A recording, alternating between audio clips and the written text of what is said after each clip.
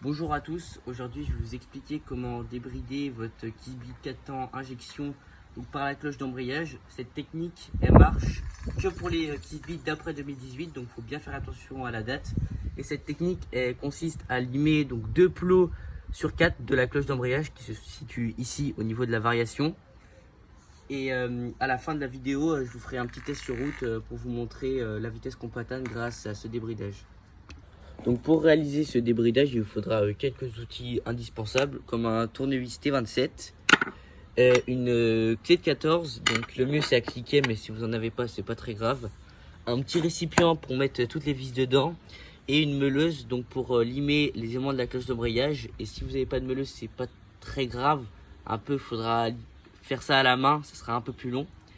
Et une petite corde ou un fil de fer comme ça pour attacher la cloche d'embrayage et pour l'enlever. Donc pour pouvoir démonter donc cette partie là, il va falloir d'abord malheureusement enlever donc la boîte à air, parce qu'il y a juste une petite vis là qui veut pas partir si on n'enlève pas la boîte à air. Donc je vous retrouve quand je l'ai enlevé. Donc juste pour l'enlever il faut enlever les quelques vis qui sont autour, c'est super simple. Donc là normalement vous vous retrouvez donc avec la boîte à air dans la main, vous pouvez l'enlever comme ça. Et donc là vous pouvez retirer maintenant cette vis. Et une fois de plus, je vous retrouve une fois que j'ai enlevé toutes les vis du carter d'embrayage. Donc maintenant, vous avez plus qu'à tirer doucement. Donc faites très attention aux joints, que je vous montrerai juste après, pour pas le déchirer, parce que quand on le déchire après, c'est un peu embêtant. Hop, donc on tire un peu, on essaye d'ouvrir. Hop, comme ça au maximum.